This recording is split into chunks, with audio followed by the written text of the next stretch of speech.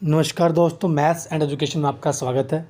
आज की वीडियो में हम बात करेंगे आपके एनवायरनमेंट के एग्ज़ाम के डेटशीट के बारे में और जो भी इंस्ट्रक्शंस आई हैं ऑनलाइन एग्ज़ाम की, आपको किन किन बातों का ध्यान रखना है और सारी इन्फॉर्मेशन मैं डिटेल में आपके साथ यहाँ पे शेयर करूँगा। एक एक पॉइंट आपको क्लियर करूँगा। बाकी फिर भी अगर आपकी कोई क्वेरी रह जाती है तो ज़रूर मुझे इंस्टाग्राम पे डीएम कर लें और हर चीज़ अपनी क्लियर कर लें, बिकॉज़ ये एग्ज़ाम जो है इस बार प्योरली ऑनलाइन है और आपको ऑनलाइन ही ये देना है और सबमिट करना है, क्योंकि पिछली बार जो हुआ था ऑनलाइन ऑफलाइन दोनों मोड में हुआ था ये, लेकिन इस बार जो है सिर्फ़ और सिर्फ ऑनलाइन मोड से है। तो उस तरीके से सारी चीज़ों को एक बार सारे इन्फॉर्मेशन को ध्यान से देख लें और किस कैंडिडेट्स का एग्ज़ाम कब है। मैं BA, BSc, BCom, BBA, BSc general सभी कोर्सेज़ का अलग से बताने वाला हूँ, तो वीडियो को पूरा देख के स्किप ना करें। और आगे 3-4 दिन में मैं आपको जो पूरा सैंपल है पेपर का कैसे होता है वो पिछले साल का, वो भी आपको मैं यहाँ पे शेयर कर दूंगा कि किस तरीके से क्वेश्चंस आते हैं और कैसे आपने एग्ज़ाम को देना है, वो भी मैं आपको एक डेमो दे दूंगा। तो चलिए वीडियो को शुरू करते हैं। यहाँ पे पंजाब यूनिवर्सिटी की ऑफिशियल वेबसाइट पे आपको जो है एग्ज़ामिनेशन में जाके अगर आप यहाँ पे क्लिक करते हैं और नोटिस बोर्ड पे जाते हैं तो आपको इंस्ट्रक्शन देखने को मिल जाएंगी यहाँ पे। उससे पहले हम डेटशीट की बात करते हैं कि किस कोर्स का एग्ज़ाम आपका कब है। तो यहाँ पे आप देखेंगे डेटशीट ऑफ एनवायरनमेंट एजुकेशन, तो इसको ओपन करते हैं। मैं आपको सभी कोर्सेज़ के अलग अलग बताने वाला हूँ, ध्यान से इसको देखें। ये आपका एग्ज़ाम है 13 और 14 अगस्त को होना है यहाँ पे, और ओनली फॉर दो students who had filled their examination form for the session June 2022 और गोल्डन चांस, ये दो जो कैंडिडेट्स हैं उनका ये एग्ज़ाम है जिन्होंने अभी जून में फॉर्म भरा था और जिन्होंने गोल्डन चांस मई जून का एग्ज़ाम भरा था। यहाँ पे अगर हम बात करें, सबसे पहले बीए की मैं बात करता हूँ कि बीए का एग्ज़ाम ये कब है सेमेस्टर वाइज। तो बीए सेकंड सेमेस्टर का ये जो एग्ज़ाम है इसको नोट कर लें आप, 14 अगस्त को 9:30 से 11:30 बजे के बीच में है। और यहाँ पे ये सिर्फ और सिर्फ जो है आपका बीए सेकंड सेमेस्टर का है, उनका कोड आपका सब्जेक्ट कोड ये रहेगा 0104C। तो बीए सेकंड सेमेस्टर का 14 अगस्त को 9:30 से 11:30।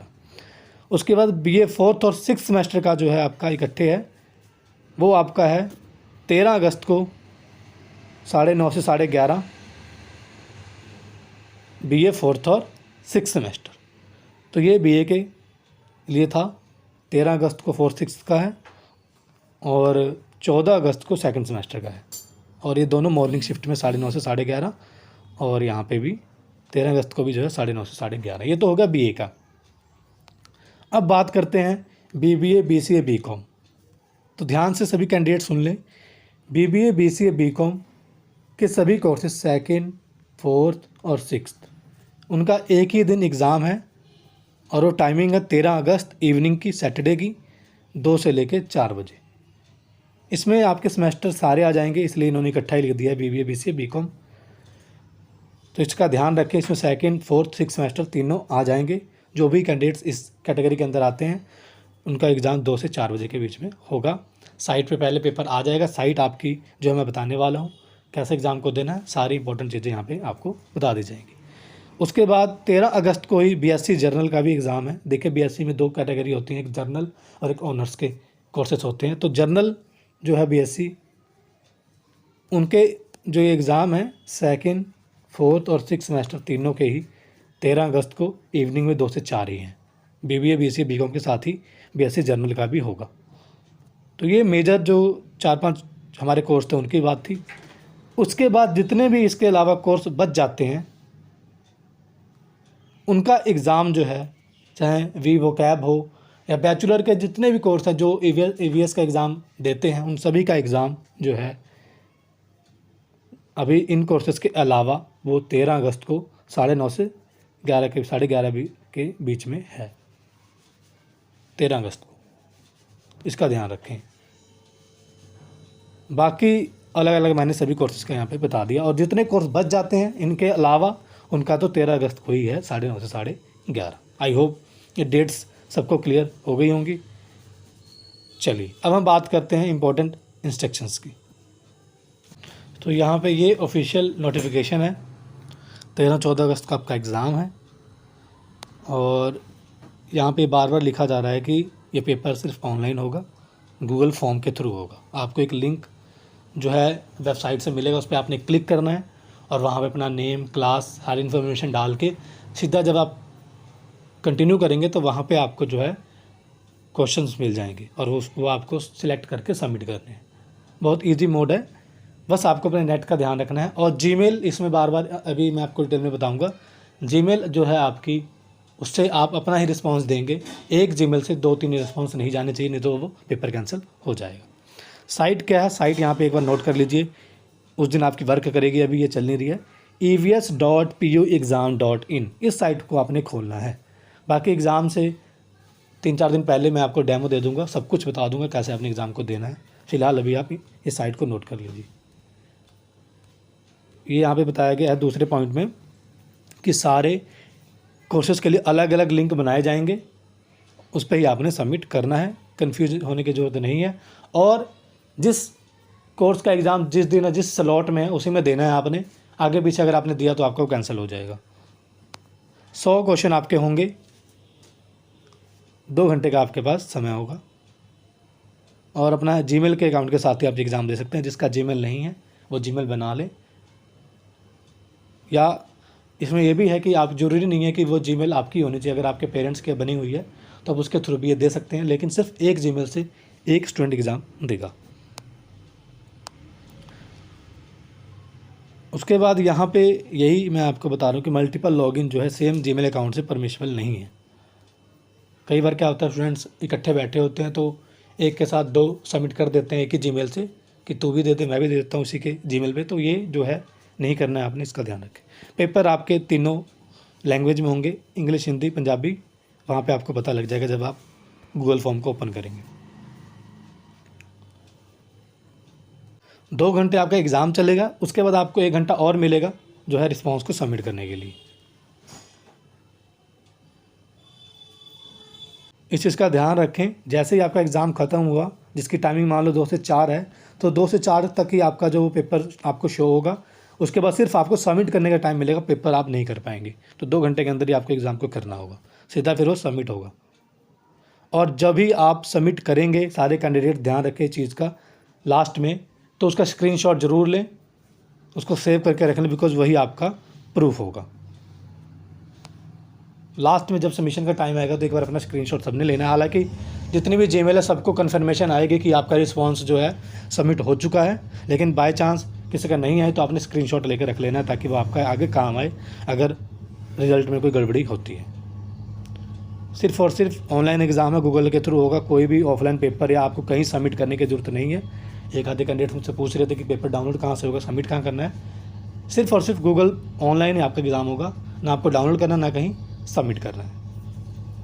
और भी 2-3 इंपॉर्टेंट चीज़ें हैं जो स्टूडेंट की क्वायरीज है, वो भी मैं अभी बताऊंगा आपको इसके बाद।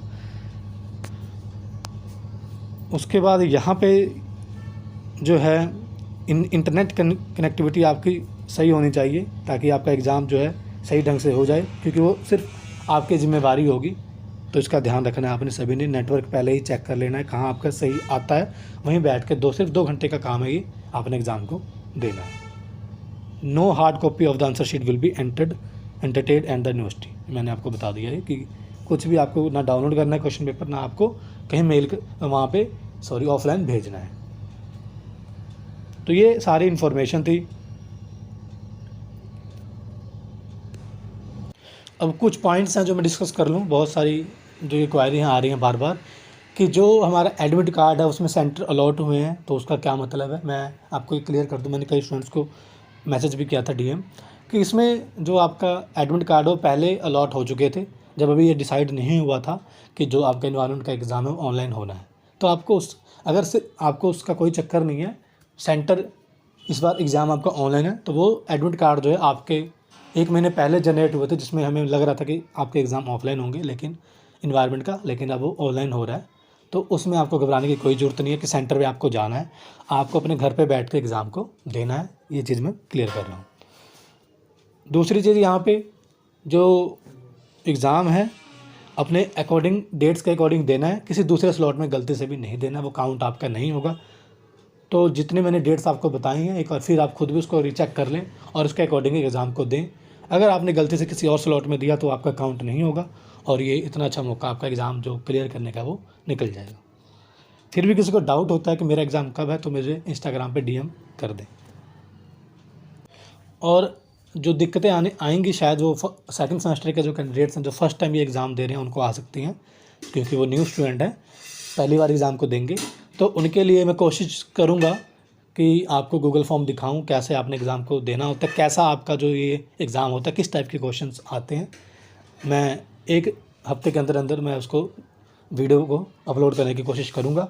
और जो सेकंड सेमेस्टर के कैंडिडेट्स हैं मैं उनको बार बार एडवाइस कर रहा हूँ, उनकी कोई भी क्वेरी होती है आप मुझे पूछ लें, गलत नहीं करना है आपने, क्योंकि ये एग्ज़ाम जो है इतना इंपॉर्टेंट हो जाता है। बिकॉज एक बार अगर आपने इसको क्लियर कर लिया तो आपको आगे जो है इसको क्लियर करने की ज़रूरत नहीं है और आपकी डिग्री फिर आपको आराम से मिल जाएगी।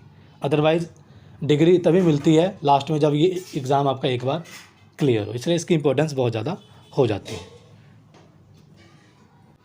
और कई कैंडिडेट्स हैं जिनको अपना पिछले सेमेस्टर का रिजल्ट ही नहीं पता कि ये इन्वायरमेंट का एग्ज़ाम उनका क्लियर हुआ है कि नहीं हुआ है।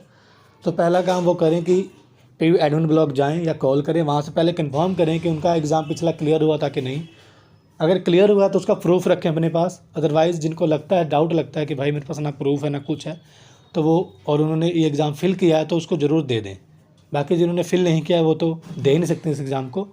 जिन्होंने फ़िल किया है वो ज़रूर दे दें। अगर आपको डाउट है कि मेरा जो रिज़ल्ट मुझे पता नहीं है या मेरे पास नहीं है उसका कोई भी प्रूफ, तो आप दे सकते हैं, बिकॉज इसका कोई भी नुकसान नहीं है। इस चीज़ का ध्यान रखें। और जिसको कंफर्म नहीं है कि मेरा EVS का रिज़ल्ट क्लियर है कि नहीं है, तो PU एडमिन ब्लॉक जाके पहले इसको क्लियर कर ले, देख लें कि उनका क्लियर है कि नहीं है। तो ये सारी इन्फॉर्मेशन थी इम्पोर्टेंट EVS एग्ज़ाम को लेकर। आगे आने वाले सारी इन्फॉर्मेशन के लिए मेरे इंस्टाग्राम हैंडल @maths&education को फॉलो कर लें, क्योंकि वो कल ही जैसे इन्फॉर्मेशन आई थी मैंने पोस्ट कर दी थी वहाँ पे। और साथ में इस चैनल को भी सब्सक्राइब कर लें, तभी आपको आगे जो भी इन्फॉर्मेशन आती है इसके रिगार्डिंग आपको पता लगेगा। Thank you so much.